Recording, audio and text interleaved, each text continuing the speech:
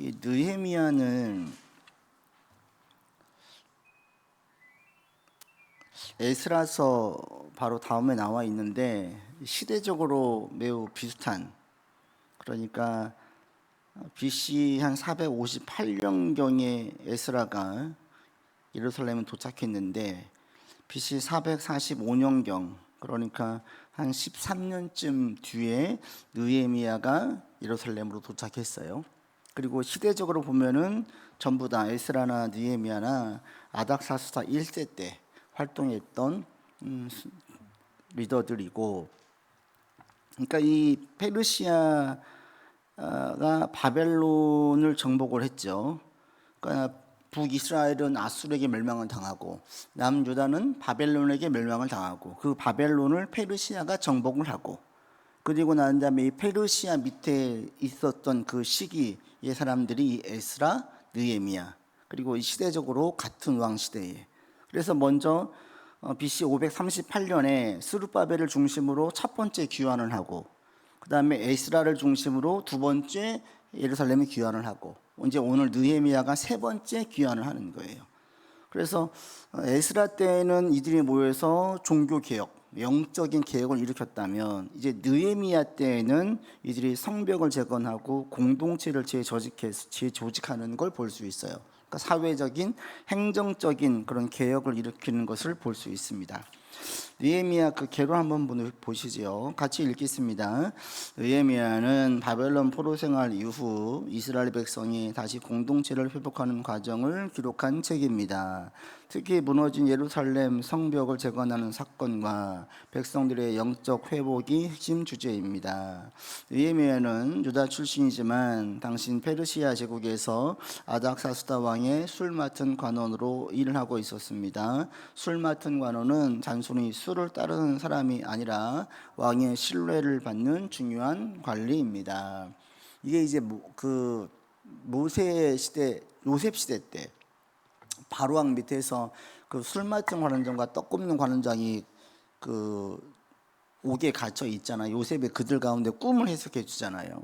그러니까 그 당시에 술 맡은 사람, 떡 굽는 사람, 이게 음식을 관리하고 또 잔치의 술을 관리하는 사람들은 최측근들이 했었고, 그게 상당히 요직이었습니다.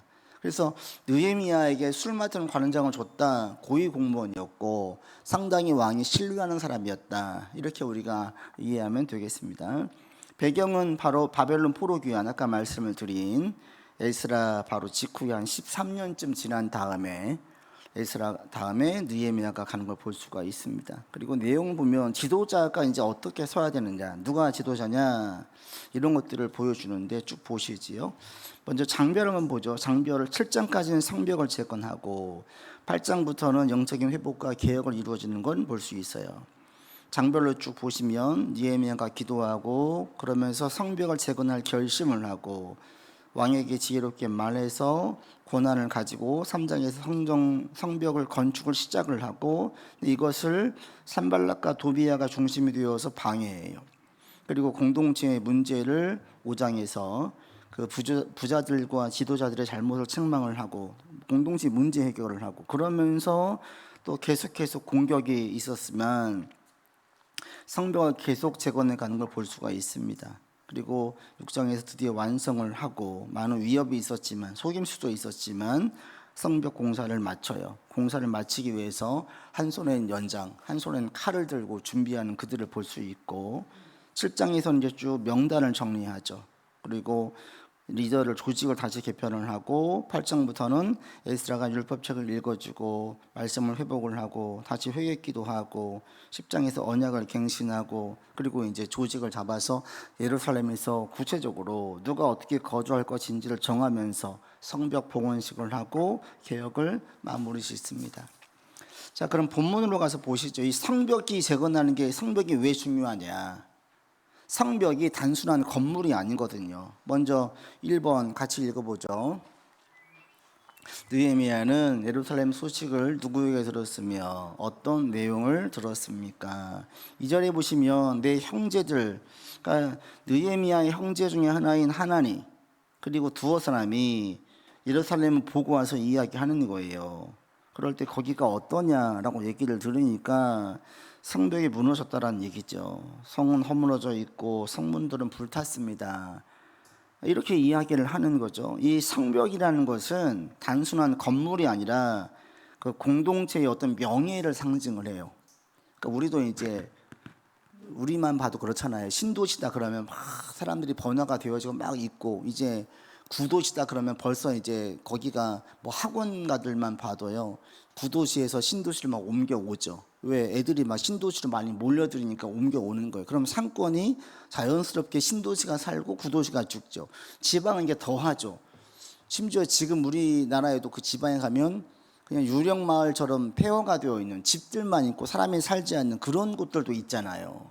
그러니까 이들 가운데 단순히 성벽이라는 것은 잘 되어 있느냐 안 되어 있느냐, 이것은 그 속에 살고 있는 사람들의 명예를 상징을 하는 거예요. 그들이 지금 얼마나 안전하냐, 그 도시가 권위가 있느냐, 보호를 받고 있느냐, 이것들을 보여주는 거죠. 근데 성벽이 훼손되어져 있고 이게 그냥 무슨 흉물스럽게 되어져 있더라, 이거는 뭐냐, 그 민족은 지금 보호받고 있지 못하는 거예요. 느헤미야 그 얘기를 듣고 이제 속이 상하는 거죠. 하나님의 보호 가운데 있어야 될 민족이 지금 완전 고아처럼 방치되어져 있어요. 그러니까 이게 우리 개인으로도 봐도 그래요. 믿는 자들이 여러분 점점 잘 돼야 되고, 우리가 그리스도 안에 있으면 잘 될 수밖에 없습니다. 이게 이제 공산권과 부정부패가 심한 나라에선 잘 될 수가 없는데, 건전한 사회라면, 정상적인 사회라면 그리스도인들이 잘 되어야만 해요. 이게 우리가 하나님의 영광을 돌릴 수 있는 하나의 방편이 되기도 합니다. 근데 그럴 수밖에 없어요.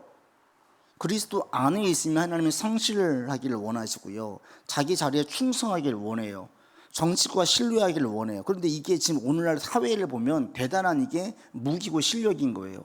세상에 어떤 사람을 원합니까? 요즘엔 단순히 실력 있는 사람만 원하지 않습니다. 제가 전에도 들었는데 요즘 그 대기업에서 뽑을 때 스카이 많이 안 뽑는데요. 왜 안 뽑느냐? 얘들은 중소기업에서 스카이를 안 뽑는데요. 왜 안 뽑느냐? 뽑아 놓으면 2, 3년 좀 일을 시켜 놓으면 이직을 한다라는 거예요. 도리어 1류가 아닌 2류, 3류 아이들 뽑아 놓으면 얘들은 오래 있는데요. 그러니까 알려주고 훈련을 시켜가지고 계속해서 그 회사에서 함께 하려고 할 때에는 굳이 스카이를 뽑지 않는다라는 거예요. 도리어 이제 요즘에는 그 회사를 볼 때에도 그 가산 점수 중에 한 가지가, 능력 중에 한 가지가 협업을 본다라는 거예요. 협업. 저 사람이 다른 사람과 함께 교류가 되느냐, 같이 이게 마인드를 할 때, 어떤 프로젝트를 진행을 할 때 크게 문제 일으키지 않고 같이 협력해서 할 수가 있느냐, 이게 중요하다라는 거예요.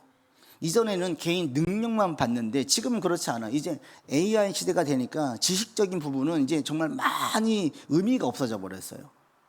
물론 우리가 지식이 있어야지 AI를 잘 쓸 수가 있습니다. 그래서 배워야 되는데 얼마든지 부족한 것들은 메울 수가 있어요.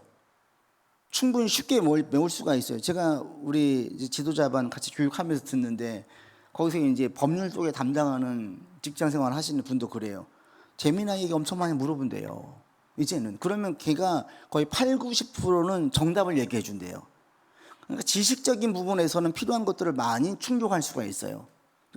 지식적인 부분이 아니라 관계적인 부분, 사람에 대한 어떤 이제 다른 사람들과 얘기를 나눌 때 협업할 수 있는 능력들, 이런 것들을 본다라는 거죠.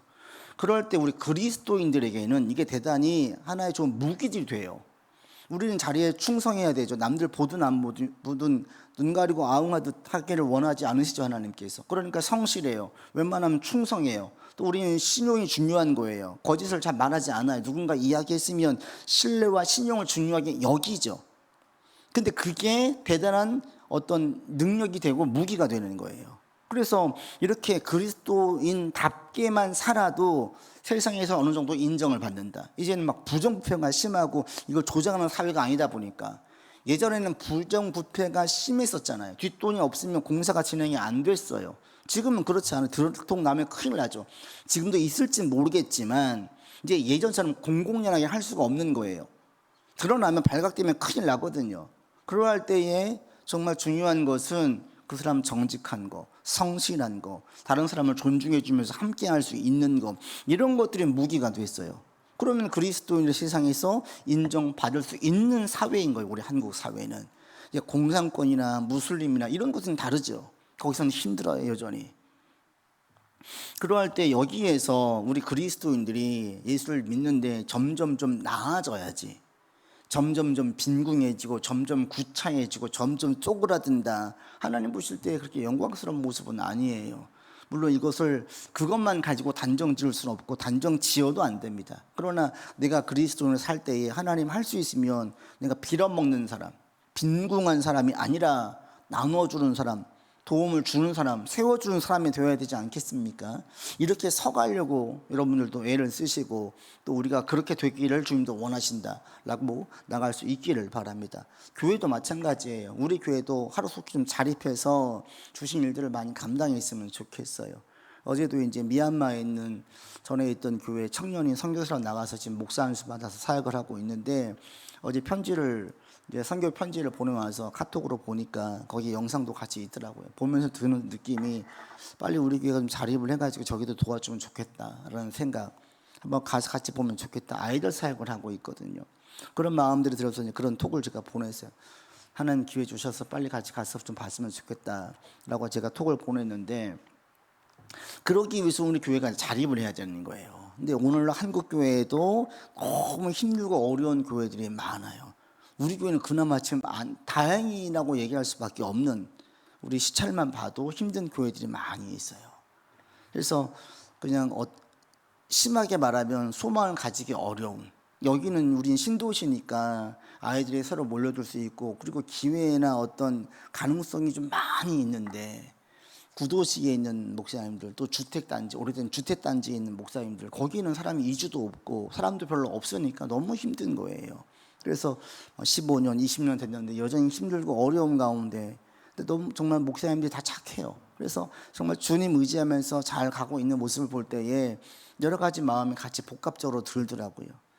그래서 한국 교회가 이게 이제 전체적으로 한국 교회 다 영향을 주는 거예요. 기독교가 점점 죽어지고 사람들이 영적인 거에 관심을 가지지 않으니까 목사들도 점점 힘들어지고 교회도 힘들어지고, 그러면 교회가 힘들어지면 하나님의 일을 함께 할 수 없으니까 하나님의 일도 줄어들고 자연스럽게 사회 분위기는 하나님이 없는 사회 분위기로 갈 것이고 계속 악순환인 거예요.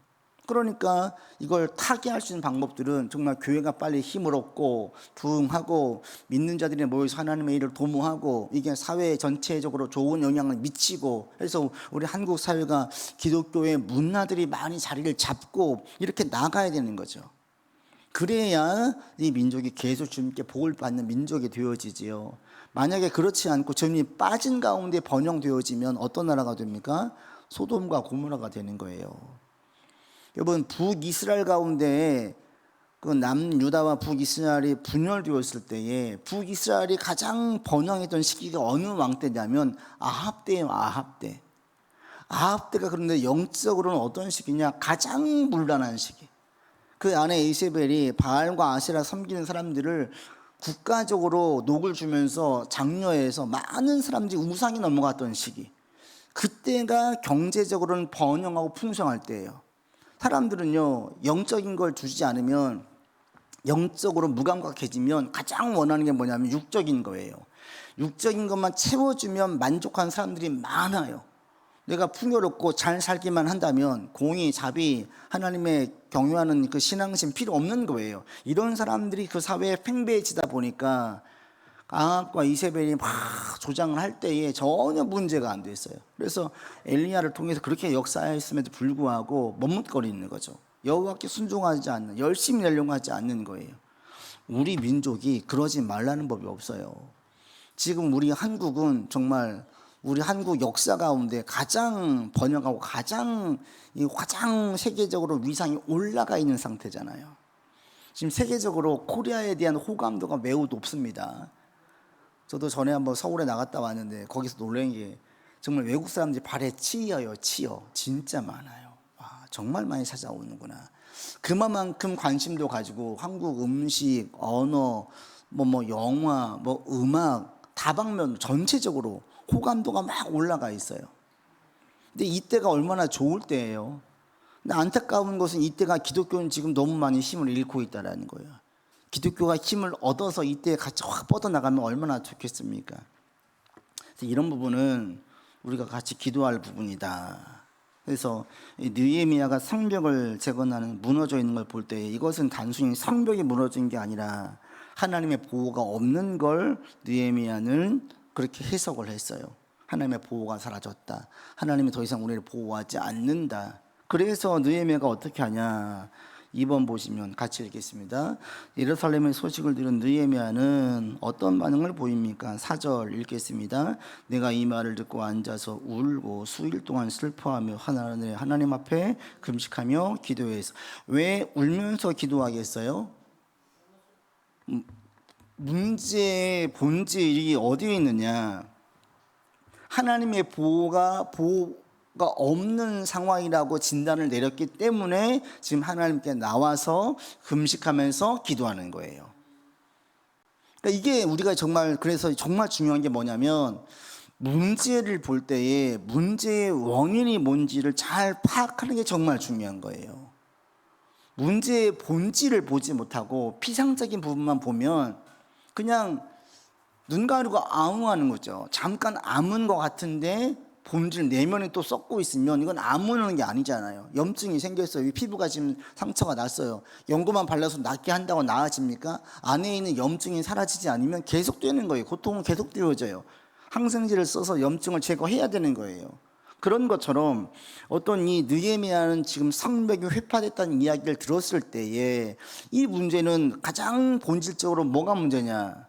백성들이 죄를 지어서 하나님을 떠났고 하나님의 보호가 더 이상 없었기 때문에 이런 문제가 생겼으므로 진단을 내렸어요.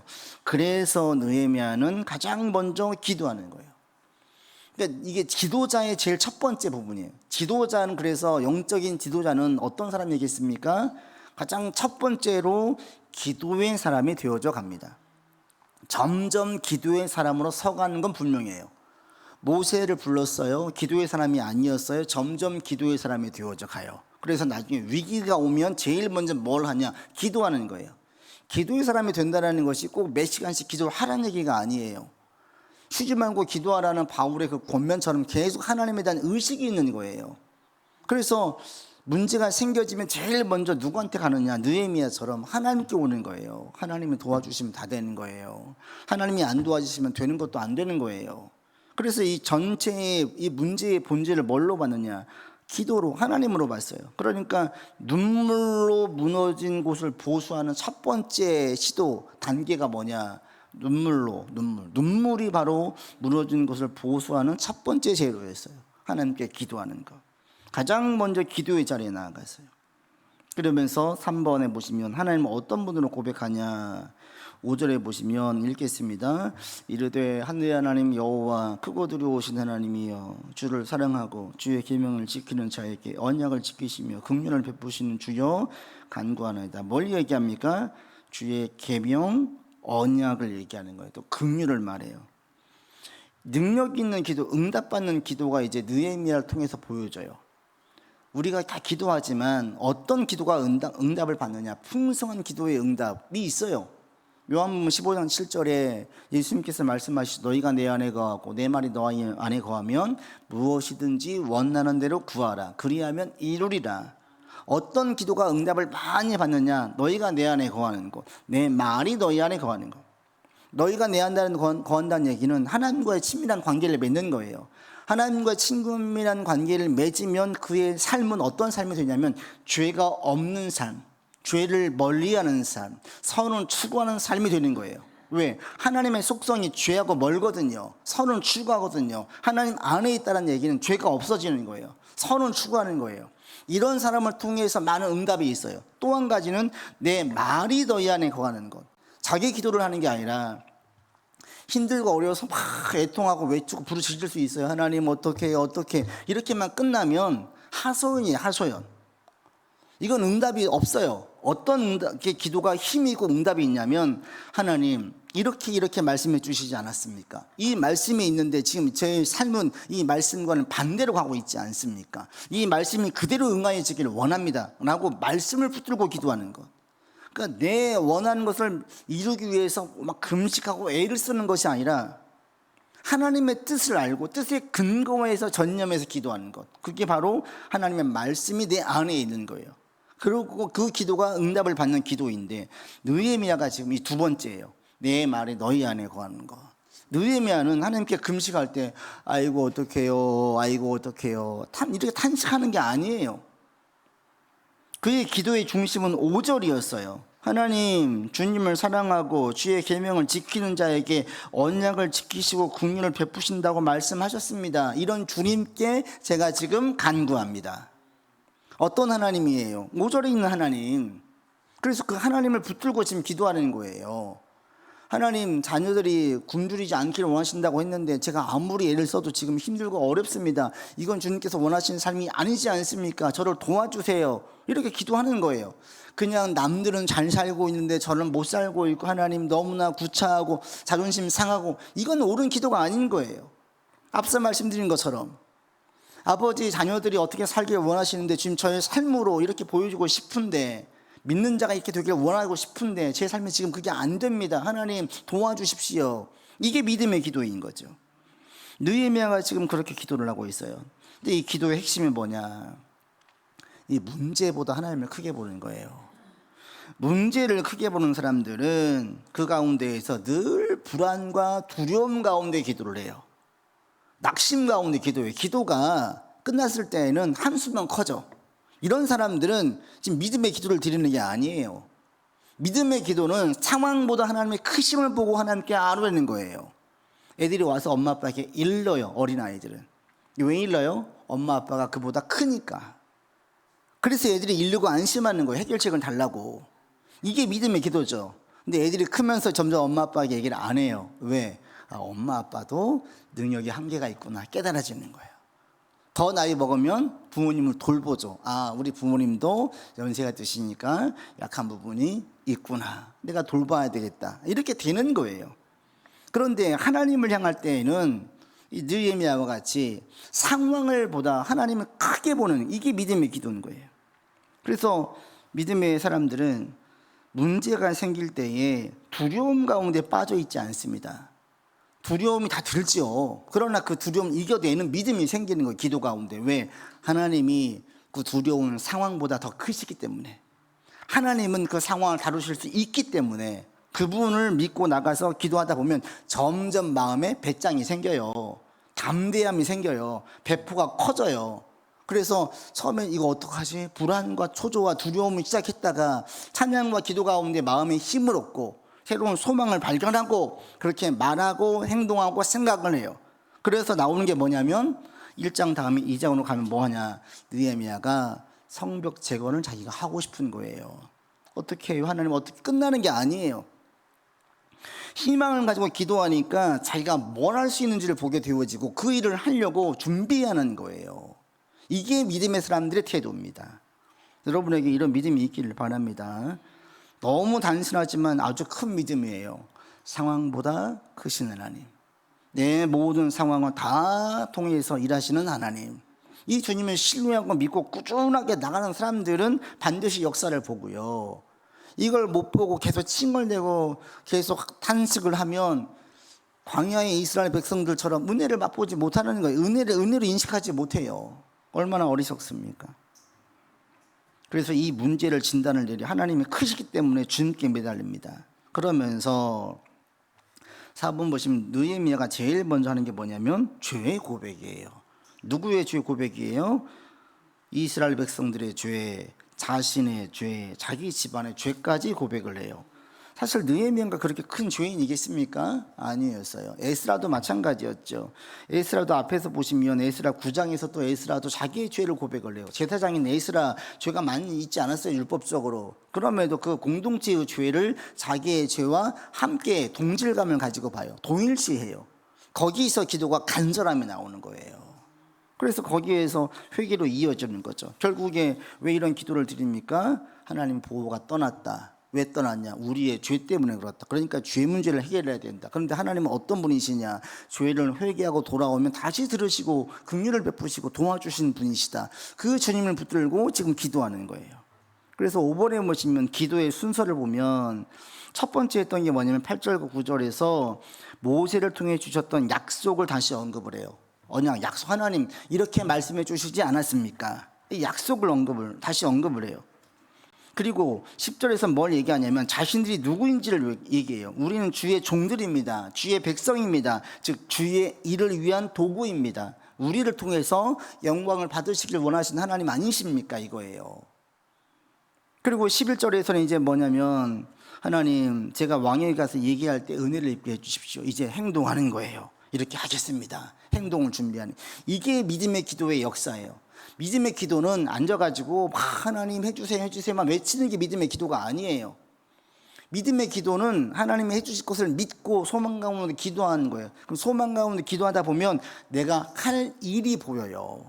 그 일을 시도할 때 역사가 시작되는 거예요. 강물이 가득해서 길이 없어요. 모세에게 지팡이를 내밀어서 치래요. 그럴 때 갈라지는 거예요. 여호수아 때는 강물이 잠겼는데 그냥 건너가래요. 요단강이 갈라지는 거예요. 강물에 발을 잠글 때 갈라지기 시작하는 거예요. 그러니까 하나님의 역사는 상황이 안 바뀌었는데 믿음으로 내가 무엇인가를 바뀐 것처럼 시도할 때, 행동할 때의 역사가 일어나게 되어져요. 그러니까 여러분, 그래서 늘 말씀을 드리지만 여러분 입에서 부정적인 거, 회의적인 거, 하나님이 죽은 거, 능력이 없는 거와 같은 말들을 하는 것은 전혀 신앙에 유익이 없습니다. 신세 한탄하는 거 전혀 신앙에 도움되지 않습니다. 소망 가운데 나가시는 거예요. 누구 때문에? 하나님 때문에. 내가 누구예요? 하나님의 자녀예요. 그럼 우리를 통해서 영광 받으시기를 원하시는 거예요. 우리가 꾸임받는 자가 아니라 나누어지는 자, 베푸는 자가 되기를 원하시는 거예요. 종국이 그렇게 갈 거예요. 그걸 기대하면서 내가 뭘 할까? 그러니까 여러분 보면은 많이 있다고 많이 베푸는 거 아닙니다. 그렇죠? 많이 있는 사람이 많이 베푸는 게 아니에요. 마음이 큰 사람들, 남을 보는 사람들이 베풀어요. 그것은 있건 없건 상관이 없어요. 없어도 남들이 보이면 베풀어요. 그래서 이걸 사랑의 문제이지 물질의 문제가 아니에요. 여러분 가운데 분명한 그 마음을 가지고 하나님께서 우리를 통해서 일하실 것이다, 역사하실 것이다, 이런 믿음을 계속 가지고 나아가는 여러분들 되기를 바랍니다. 그래서 이 1장 전체를 보면 문제를 들었어요, 마음이 아파요, 기도해요, 그리고 회개해요, 하나님의 약속을 붙들어요, 그리고 행동으로 옮겨요. 이게 믿음의 기도의 능력의 순환이에요. 딱 문제가 있을 때 문제의 진단, 이게 뭐냐? 하나님이 함께 하시면 된다. 하나님이 함께 하시지 않아서 우리에게 지금 이런 문제가 생겼다. 물론 그 원인을 잘 파악해야 되겠죠. 이 본문처럼 죄 때문인 경우도 있어요. 그러나 내 지혜가 부족한 경우도 있어요. 때로는 연다는 경우도 있어요. 잘 분별해야 돼요. 먼저 분별하고, 그 다음에 원인을 파악을 했으면 그 부분을 놓고 기도하고 도움을 구하고 약속을 붙들고, 그리고 그러면서 내가 행동할 게 무엇인지를 준비하는 거예요. 그때의 역사가 일어난다. 그 뒤에 있는 에스더서도 마찬가지죠. 에스더서에게 모르드게가 도움을 요청할 때 제가 할 수 있는 게 없습니다 라고 얘기하니까 모르드게가 그를 일깨우거든요. 그러니까 금식해요, 에스더가. 그리고 난 다음에 죽으면 죽으리다 라고 생각하고 왕에게 나아가요. 왕이 받아주지 않으면 끝나는 거예요. 왕이 받아주는 거죠. 자기가 뭘 할 수 있는지를 찾는 거예요. 그게 여러분 가운데 이런 모습들이 있기를 바라고요. 여러분들 작은 행동 하나가 하나님의 큰 역사의 출발이 될 수 있으니까 그런 일들이 우리 안에 있어지기를 바랍니다. 같이 기도합시다.